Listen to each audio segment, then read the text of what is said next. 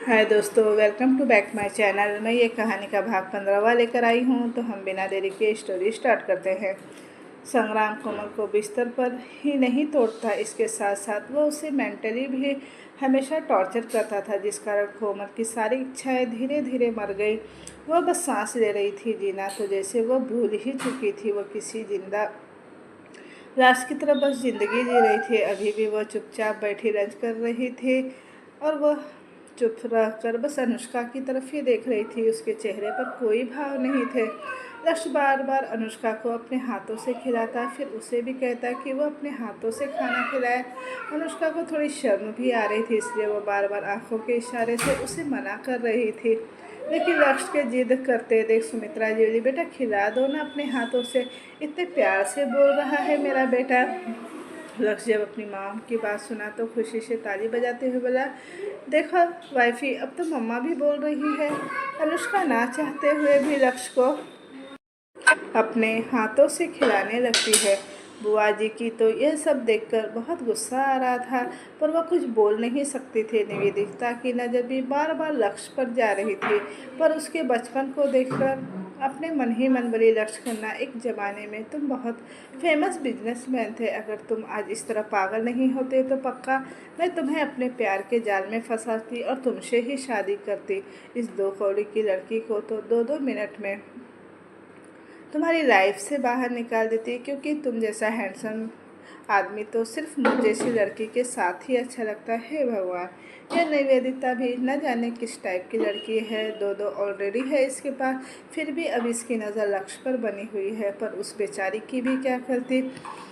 बस एक संग्राम ही तो उसे सेटिस्फाइड करता है। सौर्य तो उसे छूता नहीं, इसलिए शायद अब उसकी तलब मिट ही नहीं रही। अभी सब लोग चुपचाप बैठे लंच कर रहे थे कि तभी बुआ दादी की आवाज़ सबके कानों में गई। बुआ दादी शौर्य की तरफ देखते हुए बोली, शौर्य बेटा, हम चाहते हैं कि तुम अब शादी कर लो, क्योंकि तुम्हारी पढ़ाई अब कंप्लीट हो चुकी है और तुम अपना बिजनेस भी खोल लिए हो, और भगवान की दया से वो बिजनेस भी काफ़ी अच्छा चल रहा है। तो अब तुम भी शादी कर लो बेटा, ताकि मैं तुम दोनों से निश्चित रहूं। अगर मेरी मौत भी आ जाए तो मुझे कोई चिंता नहीं। शौर्य अपनी माँ की बात सुन तुरंत बोला, माँ ये आप क्या बोल रही हैं, अभी आप 100 साल जियोगी। बुआ दादी मुस्कुराई बोली, बस कर बेटा, अब क्या धरती पर बोझ बनाएगा तू मुझे। अब तू क्या चाहता है कि मेरी दोनों बहुएं मुझे तड़पा तड़पा कर मार डाले। जैसे ही संग्राम ने ये बात सुनी, वह तुरंत बोला, माँ आपकी सोच भी कैसी है कि आपको कोई मारेगा। अगर किसी ने हाथ लगाने की कोशिश भी की तो उसका हाथ तोड़कर उसके दूसरे हाथ में दे दूंगा। उसे तो मैं ऐसी मौत दूंगा कि वो दोबारा जिंदा रहने के बारे में भी सोचेगा नहीं। संग्राम गुस्से से बोलते हुए एक नज़र अपने बगल में बैठी कोमल को घूर कर देखा। कोमल संग्राम को खुद की तरफ ऐसे गुस्से में देखते हुए पाकर डर से कांपने लगी। सौर्य जो कोमल के बगल में बैठा था, अचानक से उसे ऐसा महसूस हुआ कि जैसे कोमल डर से कांप रही है। सौर्य धीरे से कोमल की तरफ मुड़ा। वह अभी कोमल से कुछ बोलता उससे पहले ही बुआ दादी की आवाज़ सबके कानों में गई। बुआ दादी संग्राम की तरफ देखते हुए, अरे बेटा, मुझे पता है ना तुम दोनों अपनी माँ को बहुत प्यार करते हो, पर मुझे ना एक दिन तो इस दुनिया से जाना ही है। इसलिए मैंने सोचा है कि सौर्य बेटा, अब तुम जल्दी से शादी कर लो। क्या अपनी माँ की बात तुम नहीं मानोगे। शौर्य अपनी माँ की बात सुनकर कुछ बोल नहीं पाया। तभी बुआ दादी आगे बोली, अब मैं तुम्हारी कुछ नहीं सुनूंगी। मैंने तुम्हारे लिए लड़की देख ली है और मुझे तो वो बहुत पसंद है। निवेदिता जो वहीं बैठी हुई थी, उसके मन में इस वक्त लड्डू फूट रहे थे। वही शौर्य को अपनी माँ की बातों में बिल्कुल भी दिलचस्पी नहीं थी, क्योंकि वह शादी ही नहीं करना चाहता था। भले ही शौर्य कोमल से झगड़ा कर लिया है, उसे बहुत कुछ सुना दिया है, नाराज है, पर उसके दिल में तो अभी भी कोमल ही बसी हुई है। तभी सुमित्रा जी बोली, शौर्य बेटा, बुआ जी बिल्कुल सही कह रही है, अब तुम एक बार उस लड़की का नाम तो सुन लो। शौर्य अभी भी कुछ नहीं बोला। तभी बुआ दादी बोली, मैंने तुम्हारे लिए निवेदिता को पसंद किया है बेटा, अब तो तुम खुश हो ना। निवेदिता मेरी पहली पसंद है। अब बताओ बेटा, तुम्हें कैसी लगी मेरी पसंद। बुआ दादी की बात सुनकर जहाँ निवेदिता की खुशी का कोई ठिकाना नहीं था, वहीं शौर्य बिल्कुल हैरान था। वह बिल्कुल नहीं सोचा था कि उसकी माँ ने निवेदिता जैसी लड़की को पसंद करेगी, क्योंकि निवेदिता हमेशा वेस्टर्न कपड़े पहनती थी। पर क्यों उसकी माँ उसकी शादी के लिए तैयार हो गई? क्यों उन्होंने निवेदिता को पसंद किया?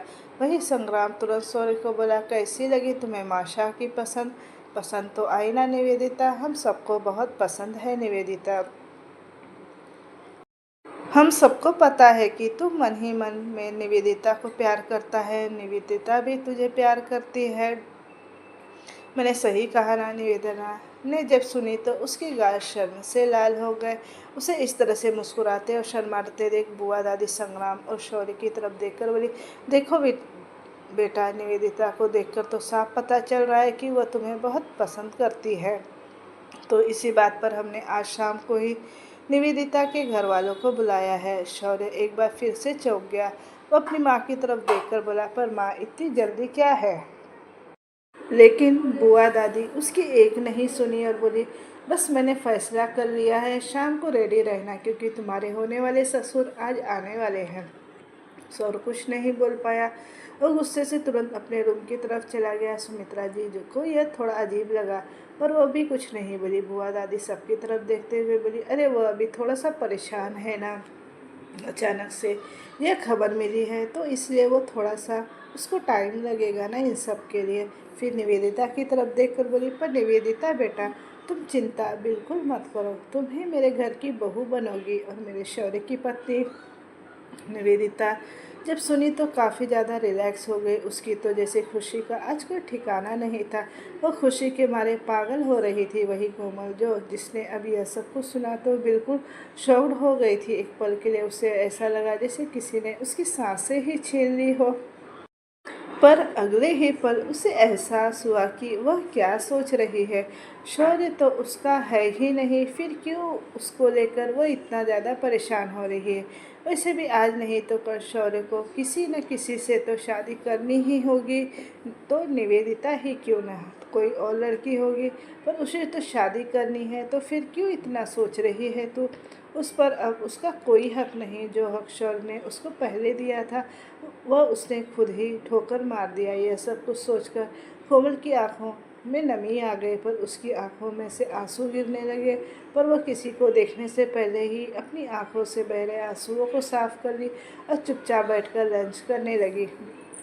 थोड़ी देर में सब लोग वहाँ से लंच करके अपने अपने रूम में चले गए। शौर्य रूम में आया और गुस्से से दरवाज़ा बंद किया और वो अपने रूम के एक एक सामान को इधर से उधर फेंकने लगा और चिल्लाते हुए यही बोल रहा था कि मैं शादी नहीं करूँगा, मुझे निवेदिता नहीं पसंद, मैंने उसे कभी भी उस तरह से नहीं देखा, वह सिर्फ मेरी एक दोस्त है, इससे ज़्यादा कुछ नहीं। क्योंकि उसके दिल में आज भी कोमल ही बसी हुई थी। हालांकि वह अब कोमल के बारे में सोचना नहीं चाहता था, क्योंकि कोमल अब उसकी भाभी थी और अपने ही भाई की ज़िंदगी वह खराब नहीं करना चाहता था। इसलिए वह यह बात भी किसी से जाहिर नहीं कर सकता था। वह वहीं फर्श पर बैठा और अपने बालों को नोचते हुए बोला, क्यों क्यों क्यों कोमल, तुमने मेरे साथ ऐसा किया? क्यों किया? हम दोनों साथ में कितने खुश थे, वह दिन भी कितने प्यारे थे जब हम दोनों बहुत करीब हुआ करते थे। इतना प्यार करता था मैं तुमसे, मेरी तो जान बसती थी तुम में। पर तुमने मेरे प्यार को क्यों ठोकर मार दी? क्यों तुमने मुझे धोखा दिया? जितना भरोसा मैं तुम पर करता था उतना मैंने आज तक किसी पर नहीं किया, पर तुमने मेरे उस भरोसे को पल भर में चूर चूर कर दिया। आज मेरी ज़िंदगी क्या से क्या हो गई है और अब मैं ज़िंदगी जीना भी नहीं चाहती। बोझ लगती है ये ज़िंदगी तुम्हारे बिना। पर तुम्हें क्या, तुम तो मेरे भाई के साथ ऐश कर रही हो, पर मैं इसके लिए तुम्हें कभी माफ़ नहीं करूँगा कोमल, कभी नहीं।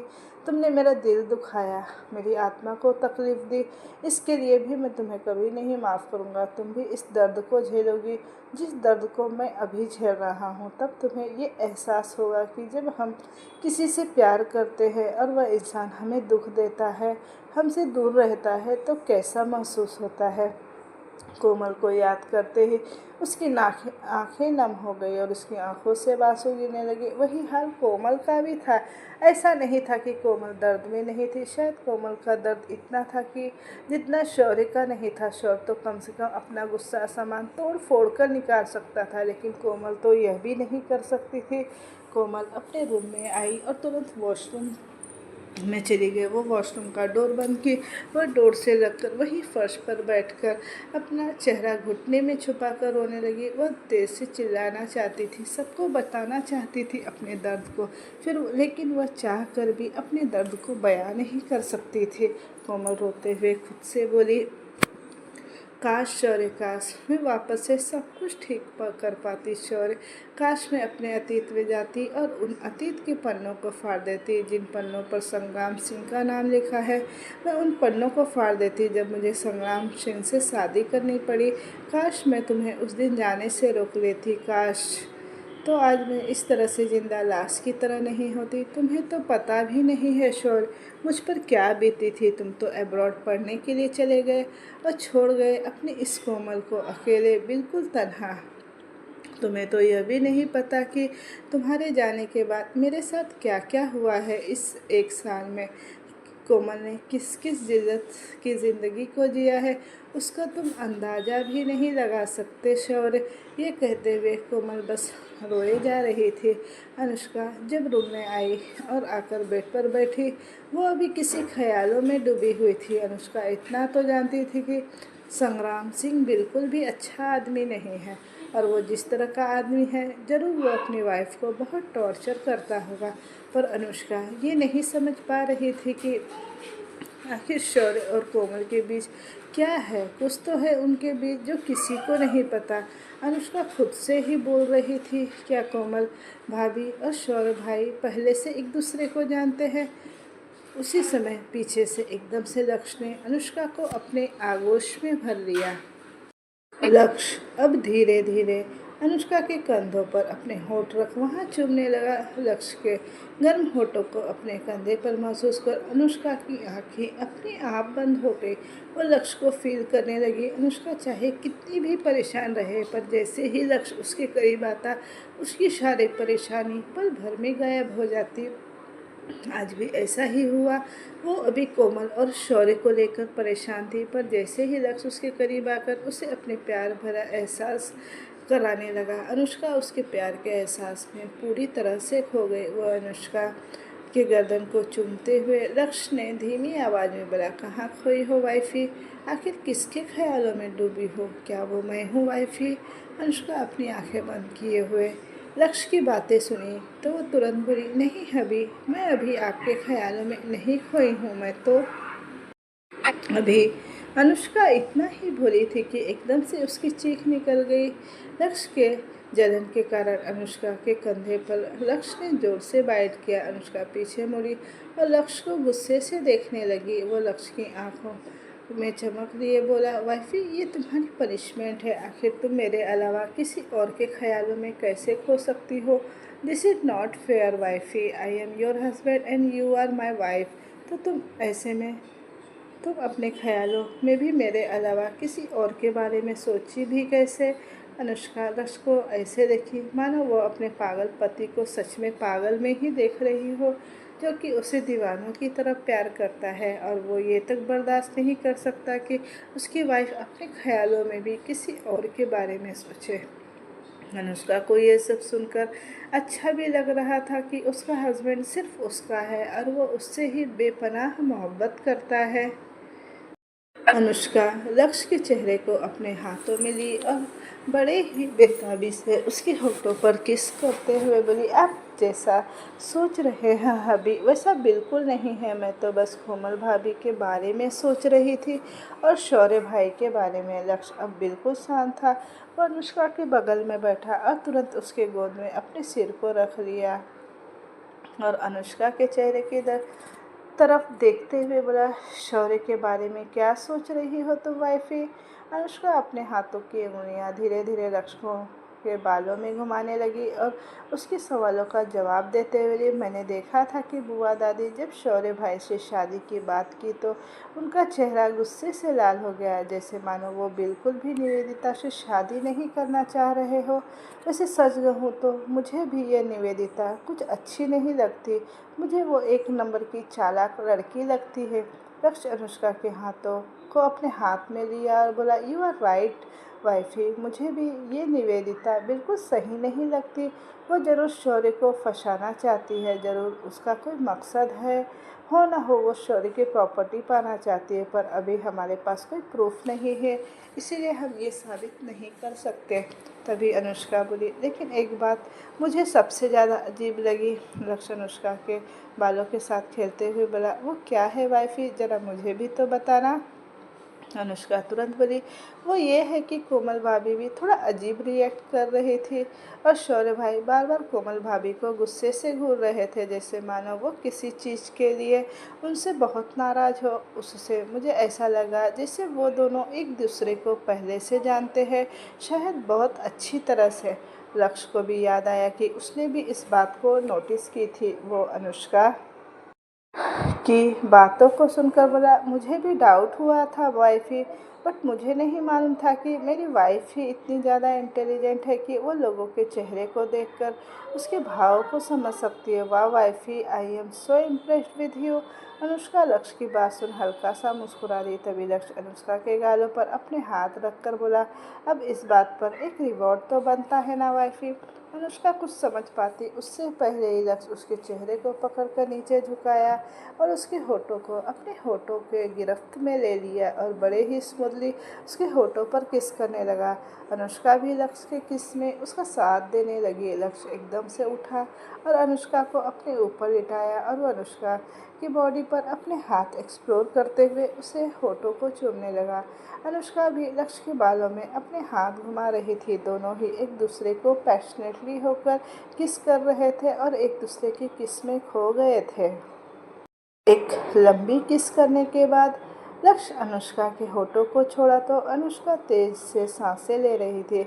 उसके तेज तेज सांस लेने के कारण अनुष्का का सीना ऊपर नीचे हो रहा था, जो कि बार बार लक्ष्य के चेहरे से टकरा रहा था। लक्ष्य की निगाहें अनुष्का के सीने से ठहर गई। लक्ष्य इस तरह से अनुष्का को देख रहा था जैसे मानो वो अपनी आंखों से ही अनुष्का के पूरे बदन को स्कैन कर रहा हो। लक्ष्य उसी तरह गहरी निगाहों से अनुष्का को देखते हुए बोला, वैसे जो काम हम लंच करने से पहले अधूरा रह गया था, तो क्या अब हम उसे कंटिन्यू करें। अनुष्का एक पल के लिए लक्ष्य की तरफ देखती रह गई। उसे कल रात का सीन याद आने लगा कि कल रात लक्ष्य कैसे वाइल्ड हो गया था। वहीं दूसरी तरफ कोमल अपने रूम में वॉशरूम में बैठी शौर्य के बारे में सोचकर बस रोए जा रही थी। उसे वो समय याद आने लगा जब वो शौर्य से पहली बार मिली थी। फ्लैशबैक 4 साल पहले आज कोमल का कॉलेज में पहला दिन था। वो काफ़ी ज़्यादा एक्साइटेड थी। 12th का एग्ज़ाम उसने काफ़ी अच्छे नंबरों से पास किया था, जिस कारण से उसे स्कॉलरशिप मिला था और इस स्कॉलरशिप से ही कोमल का एडमिशन मुंबई के टॉप कॉलेज में हो गया था, जिस कारण कोमल बहुत ही ज़्यादा खुश थी। कॉलेज जाने के चक्कर में वो पूरी रात ढंग से सो भी नहीं पाई थी। कोमल जल्दी जल्दी रेडी हो रही थी, तभी बाहर से किसी के चिल्लाने की आवाज़ आई।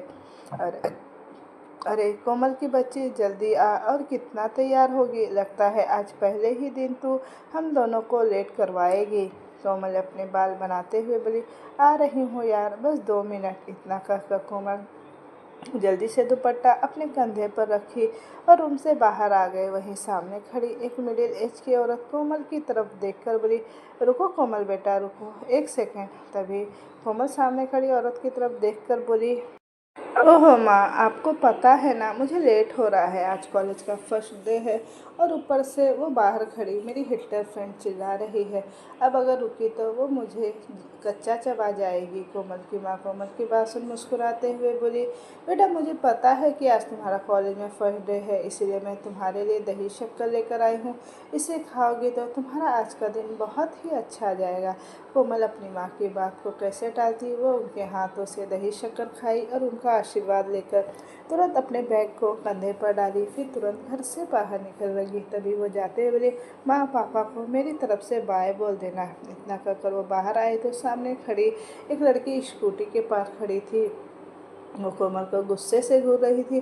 कोमल अपने एक हाथ को कान से पास ले जाकर धीमी आवाज में बोली, ओ सॉरी पल्लू। सामने खड़ी लड़की, जो कि दिखने में बहुत प्यारी और क्यूट सी थी, वो कोमल की बात सुनकर बोली, देख अभी तक तो मैं नाराज़ नहीं थी, पर अब मैं ज़रूर तुमसे नाराज़ हूँ। ज़रा तू बताना कि तूने मुझे पल्लू क्यों कहा। मेरा नाम पलक है। हाँ, सो कॉल मी पलक। कोमल हल्का मुस्कुराई, क्योंकि उसे पता था कि पलक हमेशा ऐसे ही कोमल को पल्लू बोलने पर नाराज़ हो जाती थी। वो उसी तरह मुस्कुराते हुए बोली, ओके बाबा, गलती हो गई मुझसे, पर तुझे पता है ना, मैं तुझे प्यार से पल्लू बुलाती हूँ और मुझे बहुत अच्छा लगता है तुझे पल्लू बुलाना। ये कहते हुए कोमल चढ़कर पलक के पास आई। पलक तुरंत स्कूटी पर बैठी और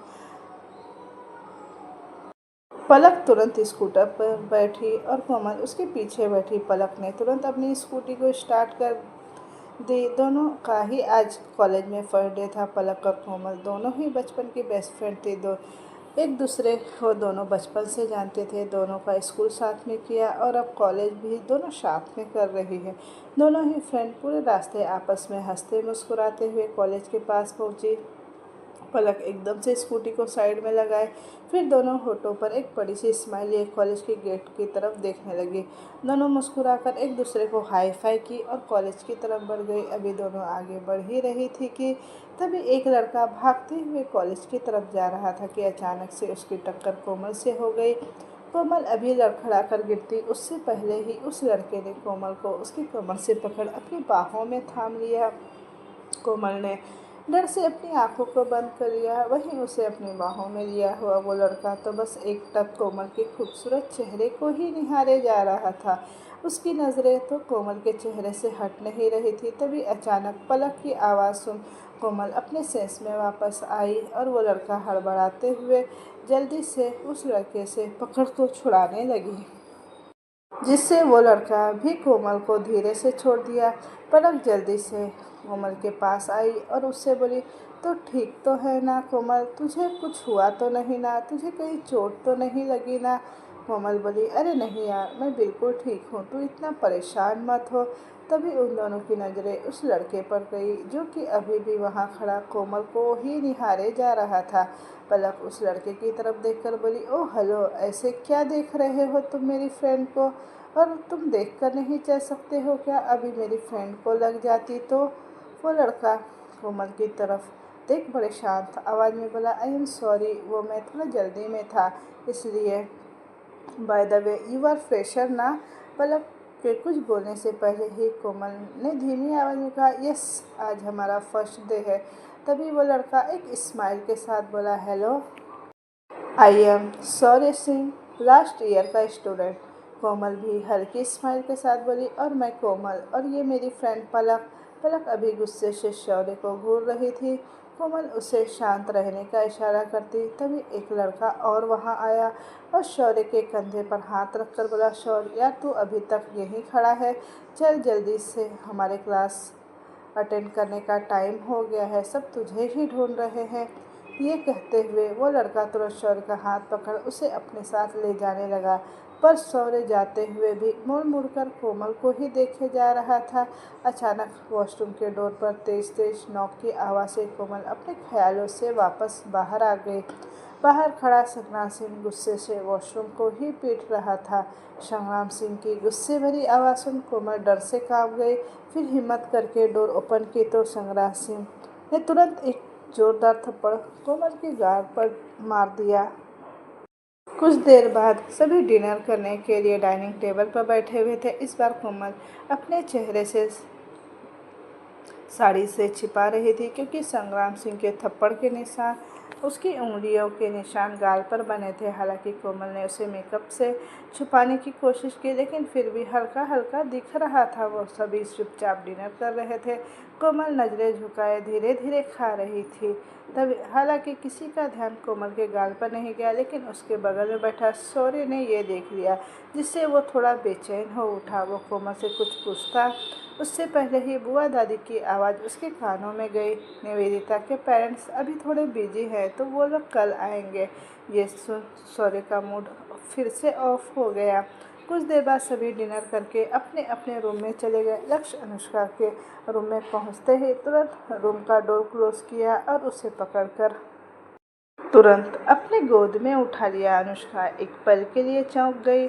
लक्ष्य अनुष्का को गोद में लिए बेड पर आया, उसे बड़े ही आराम से बेड पर लिटाया। फिर अनुष्का के खूबसूरत चेहरे की तरफ देखते हुए बड़े ही सरगोशी भरी आवाज़ में बोला, अब तुम मुझे नहीं रोकोगी वाइफ, क्योंकि अब तो रात हो गई है, तो क्या मैं तुम्हें अब प्यार करना शुरू करूं? अनुष्का एक पल के लिए चुप रही, पर फिर वो लक्ष्य को मना कर ही नहीं पाई। पर उसे कहीं न कहीं डर लग रहा था। जब वो पहली बार इंटीमेट हुए थे तो लक्ष्य कुछ ज़्यादा ही वाइल्ड हो गया था, जिस कारण अनुष्का को अभी तक पेन हो रहा था। वो लक्ष्य के चेहरे की तरफ देखते हुए धीमी आवाज़ में बोली, ठीक है, पर आप कल की तरह ज़्यादा वाइल्ड मत होइएगा। लक्ष्य ने जब ये सुना तो मुस्कुरा कर बोला, डोंट वरी वाइफी, मैं पूरी कोशिश करूँगा कि मैं जेंटल रहूँ। इतना कहकर अनुष्का के होठों पर लक्ष्य झुकने लगा और उसे अपने होठों को ब्लॉक कर दिया। लक्ष्य एक बार फिर से उसके होठों पर पूरे पैशनेटली के साथ उसे चुनने लगा। लक्ष्य की किस अनुष्का को पागल बना रही थी। अनुष्का के हाथों की उंगलियां लक्ष्य की पीठ पर और उसके बालों में घूम रहे थे और वो लक्ष्य की किस से पूरी तरह मदहोश हो गई थी। अब उसके होठ अनुष्का के गर्दन को बेतहाशा चुभने लगे। लक्ष्य अनुष्का को कभी बाइट कर रहा था तो कभी उसे लिक कर रहा था। लक्ष्य के हाथ धीरे धीरे अनुष्का के पूरे बदन पर घूमने लगे। वो अनुष्का की साड़ी के पल्लू को उसके कंधे से हटाया और एक ही पल में उसकी ब्लाउज का हुक खोल फर्श पर फेंक दिया। वो नीचे झुका और अनुष्का के पेट पर किस करने लगा। लक्ष्य के ऐसा करने से अनुष्का मचल उठी। अनुष्का ने कसकर बेडशीट को अपनी मुट्ठी में जकड़ लिया और अब उसकी सिसकियों की आवाज़ मैन में बदल गई, जिसमें वो रह रहकर लक्ष्य का नाम ले रही थी, जिसे सुन लक्ष्य पागल सा हो रहा था। काफ़ी देर तक अनुष्का के मौसम के साथ लक्ष्य खेलता रहा। अगले ही पल अनुष्का की साड़ी भी फर्श पर बिखरी हुई थी। लक्ष्य अब आउट ऑफ कंट्रोल हो गया। एक तो पहले से ही अनुष्का की बॉडी से आ रही खुशबू, ऊपर से उसके खूबसूरत बदन को देख लक्ष्य खुद को रोक ही नहीं पाया और अगले ही पल लक्ष्य अनुष्का के बाकी बचे हुए कपड़ों को उसकी बॉडी से रिमूव कर उसे फर्श पर फेंका। वो तुरंत अनुष्का से अलग हुआ और खुद के भी कपड़े रिमूव कर और एक झटके में उसके आगोश में समा गया, जिससे अनुष्का की चीख निकल गई। अनुष्का के ऐसे चीखने से लक्ष्य एक पल के लिए रुक गया और उसके चेहरे की तरफ झुकते हुए उसके होठों को अपने होठों में लिया और बड़े ही प्यार से उसके होठों पर किस करने लगा। अनुष्का भी लक्ष्य को किस करने लगी। उसके हाथ अब लक्ष्य के बालों में घूम रहे थे। वहीं अब लक्ष्य धीरे धीरे मूव करने लगा। एक बार फिर से दोनों की आहों और सिसकियों की आवाज़ उस पूरे रूम में गूंजने लगी। दोनों एक दूसरे के प्यार में खोकर एक अलग ही दुनिया में पहुंच गए थे। शौर्य अपने रूम में बैठा हुआ था। उसकी आंखों के सामने बार बार कोमल का चेहरा आ रहा था।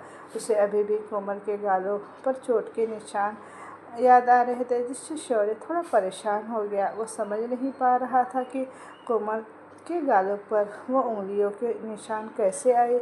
वो भी ऐसा लग रहा था जैसे किसी ने उसे चाटा मारा।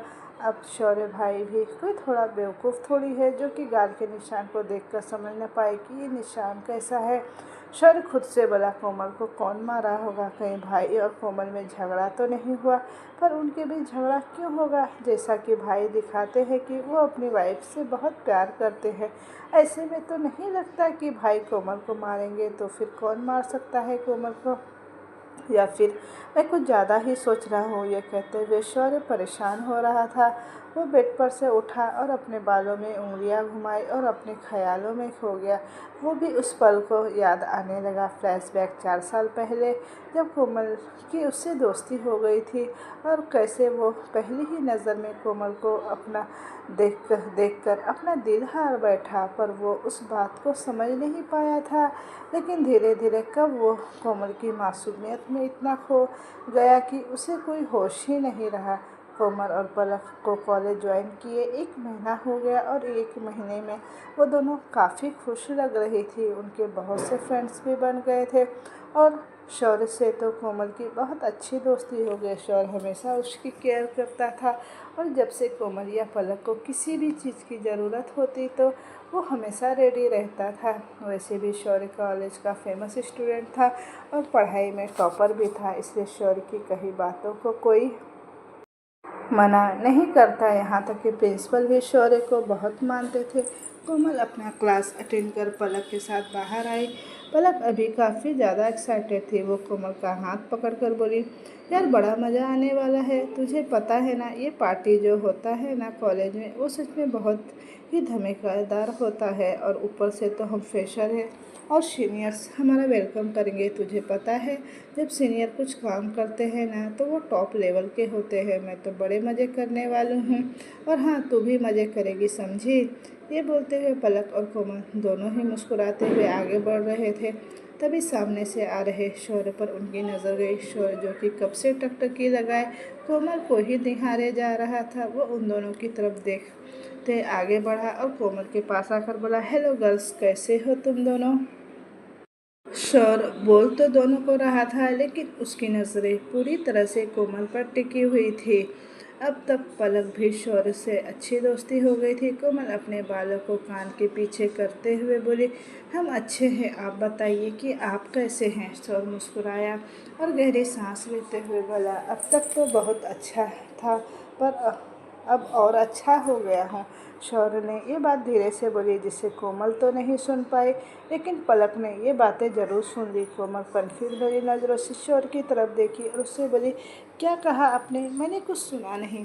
पलक कोमल की बात सुन अपने माथे पर हाथ रखते हुए बड़बड़ाए, इस बेवकूफ़ लड़की का कुछ नहीं हो सकता। अरे मेरी माँ, सीधे सीधे वो तुझे लाइन मार रहा है, पर तू है कि सुन ही नहीं रही। वही शौर्य कोमल की बात सुन मुस्कुरा रहा था। वो अपने मन में बोला, सच में Komal, you are so innocent. Romance के मामले में तो तुम पूरी जीरो हो। हालांकि मैं भी कोई टॉप लेवल का नहीं हूँ, बट हाँ, थोड़ी बहुत तो नॉलेज है मेरे अंदर। पर कोई बात नहीं, एक बार जब तुम मेरी गर्लफ्रेंड बन जाओगी तो मैं तुम्हें सब कुछ सिखा दूँगा।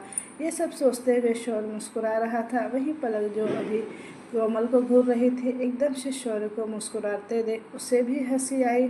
पलक तुरंत शौर्य से बोली, अच्छा वो सब छोड़ो सीनियर, तुम ये बताओ कि हमारी वेलकम पार्टी कैसे करने वाले हो। आखिर तुम हमारे सीनियर हो और ऊपर से कॉलेज के फेमस स्टूडेंट भी हो, तो इस कारण मुझे यहाँ तक पता है कि तुमने तो सब कुछ पहले ही अरेंज कर लिया होगा। तो क्या कुछ स्पेशल करने वाले हो तुम इस बार हमारी वेलकम पार्टी में। शौर्य एक नज़र कोमल की तरफ देखा, फिर पलक से बोला, हाँ सोच तो रहा हूँ कि कुछ स्पेशल करना है, पर कहीं ना कहीं डर भी लग रहा है कि स्पेशल करने के चक्कर में सब कुछ गंवा न दूँ। पलक शौर्य के कहने का मतलब कहीं ना कहीं समझ चुकी थी। वो तुरंत शौर्य की बातों को सुनकर एक नज़र कोमल की तरफ देखी, जो इस बार फिर से कन्फ्यूज़न के साथ खड़ी थी। यह देखकर पलक खुद को मुस्कुराने से रोक नहीं पाई। फिर वो शौर्य की तरफ देखकर बोली, देखो सीनियर, जब एक बार तुम डिसाइड कर लिए हो कि तुम्हें कुछ स्पेशल करना है तो तुम अब कर ही दो। और हाँ, मैं गारंटी देती हूँ तुम्हें पछतावा बिल्कुल नहीं होगा, और अगर तुम सच्चे दिल से वो काम करोगे तो उसमें सफलता तुम्हें ज़रूर मिलेगी। शौर्य पलक की बात सुना तो वो मुस्कुराने लगे और बोला, ओके जूनियर, जब तुम इतना बोल ही रही हो तो मैं ज़रूर करूँगा। पलक तुरंत हंसते हुए बोली, ये हुई ना सीनियरों वाली बात। इतना कहकर वो दोनों एक दूसरे से हाई फाई दी। वही कोमल चुपचाप खड़ी थी। उसे न जाने क्यों थोड़ा बुरा लग रहा था, पर ऐसा क्यों था वो समझ नहीं पा रही थी। आखिर वो दोनों भी तो उसी की दोस्त थी। पर शौर्य को पलक के साथ इतना मुस्कुराकर बातें करते देख कोमल को अंदर से अच्छा महसूस नहीं हो रहा था, पर वो अपने होठों पर मुस्कुराहट सजाए चुपचाप वहीं खड़ी थी। तभी पलक कोमल का हाथ पकड़ी और शौर्य की तरफ देखकर बोली, तो सीनियर चलते हैं कैंटीन, बहुत ही भूख लगी है और कोमल को भी लगी है। मैं सही बोल रही हूँ ना कोमल।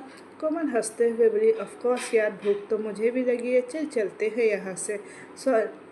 शौर्य भी उनके साथ कैंटीन की तरफ जाने लगा। तभी सामने से आ रहा एक लड़का शौर्य के पास आया और बोला, अरे कहाँ जा रहा है मेरे यार। शौर्य जैसे ही उस लड़के को देखा तो खुश हो गया। वो एकदम से उसके गले लगकर बोला, कहाँ था यार तू मेरा, आखिर तू आ ही गया। छुट्टियाँ मनाकर इतना लंबा भी कोई घूमता है क्या यार।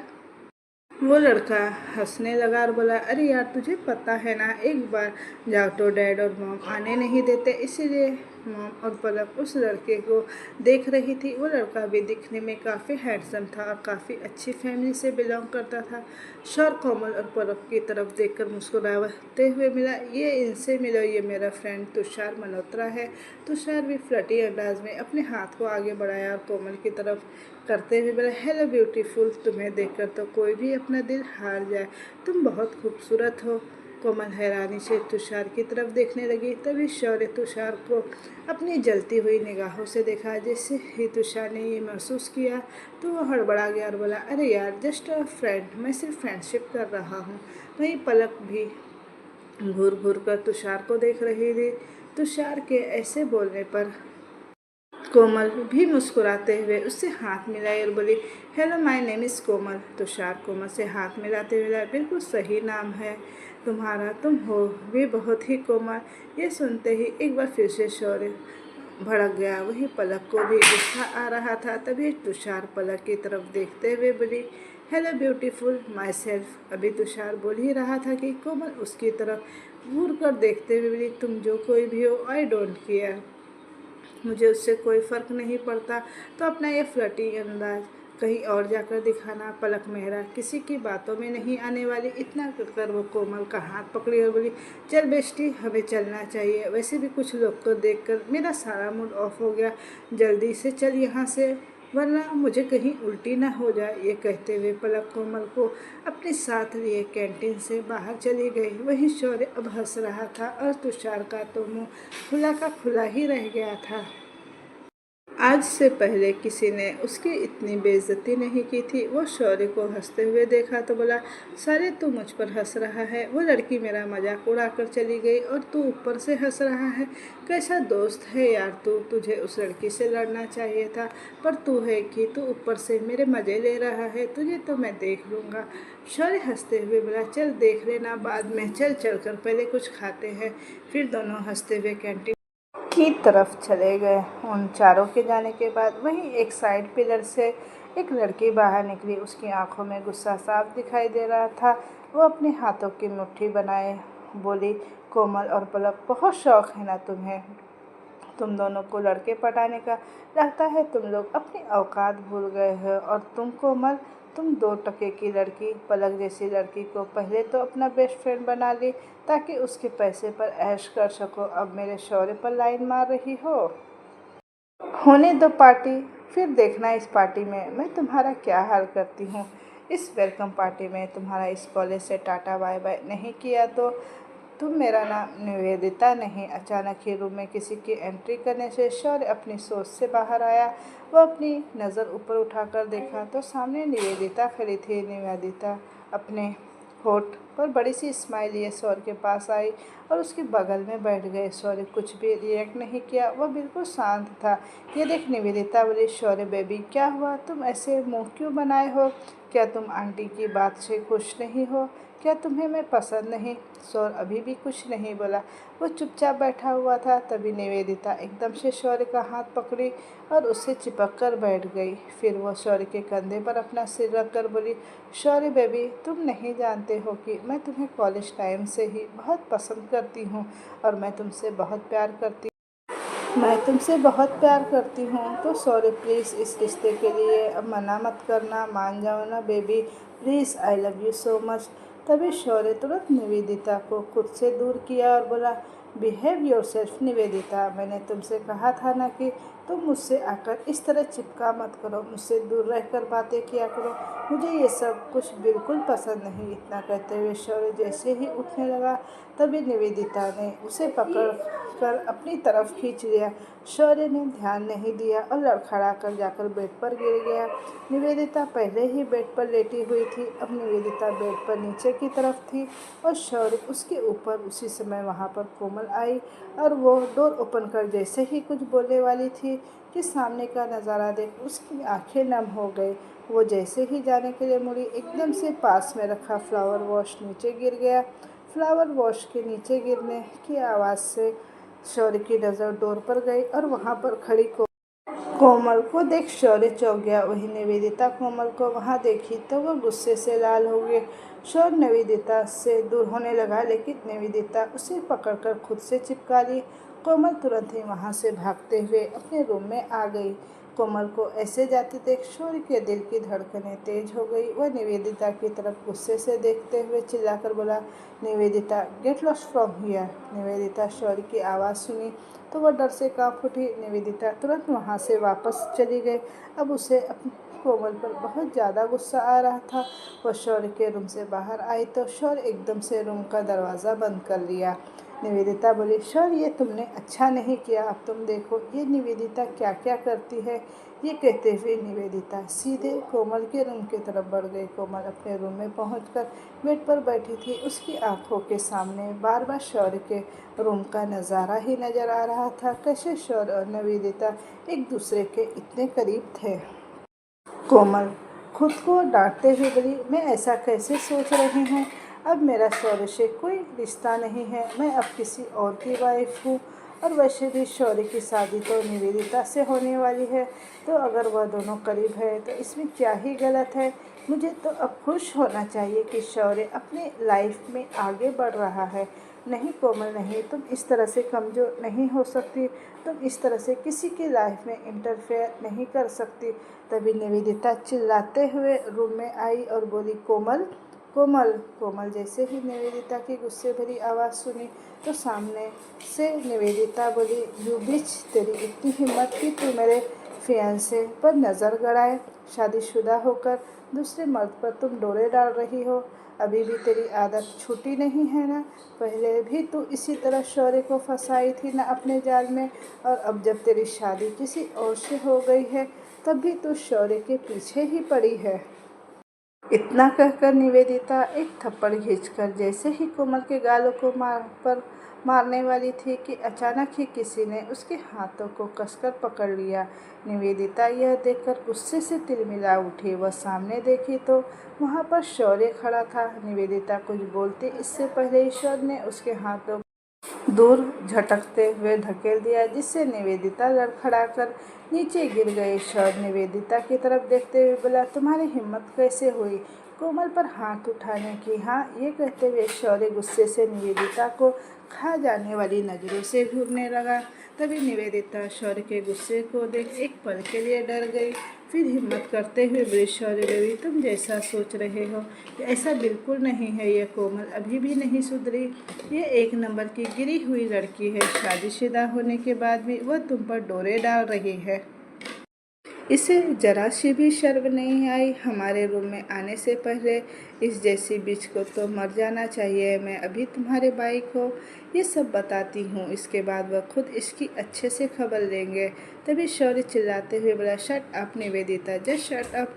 तुम भी अच्छे से जानती हो कि मेरे बीच तुम्हारा कोई रिश्ता नहीं है, फिर भी तुम ज़बरदस्ती मुझसे चिपक रही हो। और हाँ, रही बात कोमल की, तो जैसा तुम सोचती हो वो वैसी बिल्कुल नहीं है, क्योंकि हर किसी की सोच तुम्हारी तरह गंदी नहीं होती। और एक बात और कान खोलकर सुन लो निवेदिता, दोबारा अगर मैं तुम्हें कोमल के आसपास भी भटकते हुए देखा ना तो मुझसे बुरा कोई नहीं होगा। ना just get lost from here. इसके पहले कि मेरा सारा गुस्सा तुम पर निकले, दफा हो जाओ यहाँ से। निवेदिता बस दांत पीसते हुए कोमल की तरफ घूरकर देखती रही और चिल्लाते हुए बोली, तो कोमल, तुम्हें तो मैं बाद में देख लूँगी। इतना कहकर वो पैर पटकते हुए वहाँ से चली गई। निवेदिता के जाते ही कोमल बेड पर धम से बैठ गई और रोने लगी।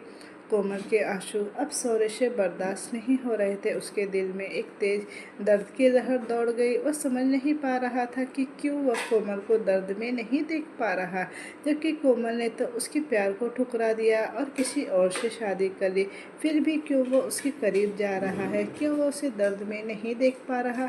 शौर्य कुछ सेकंड तक खुद को कंट्रोल किए हुए वहाँ खड़ा रहा। लेकिन जब उससे नहीं रहा गया तो वो धीरे से कोमल के कंधे पर अपना हाथ रखा, फिर उसे शांत करते हुए धीमी आवाज़ में बोला, शांत हो जाओ कोमल, शांत हो जाओ, कुछ नहीं हुआ है। वो निवेदिता अब यहाँ से जा चुकी है और अब तुम्हें भी कोई परेशान नहीं करेगा। कोमल अपनी आंखों में आंसू लिए शौर्य को देखी और अपनी कांपती हुई आवाज़ में बोली, प्लीज़ शौर्य, प्लीज़ तुम यहाँ से चले जाओ, प्लीज़ जाओ, मुझे तुम्हारी मदद की कोई ज़रूरत नहीं, मैं अपनी देखभाल खुद से कर लूँगी। जाओ यहाँ से, इससे पहले कि कोई और यहाँ देखे और फालतू में बात बने।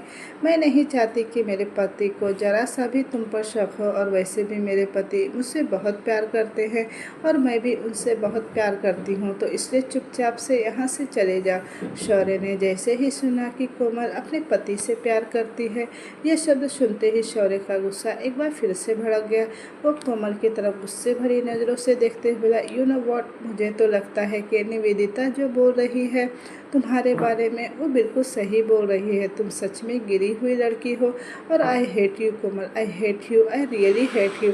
आज के बाद अपनी यह शक्ल मुझे कभी मत दिखाना। तो दोस्तों, ये कहानी अब मैं यहीं तक रहने देती हूँ। इसका नेक्स्ट पार्ट मैं जल्दी ही लेकर आऊँगी, तो मुझे कमेंट करके बताइएगा कि आपको स्टोरी कैसी लग रही है। अगर आपको स्टोरी अच्छी लग रही है, आपको इसी तरह की स्टोरी चाहिए, तो मेरे चैनल को लाइक, शेयर और सब्सक्राइब जरूर कीजिएगा। Thank you for watching, bye bye.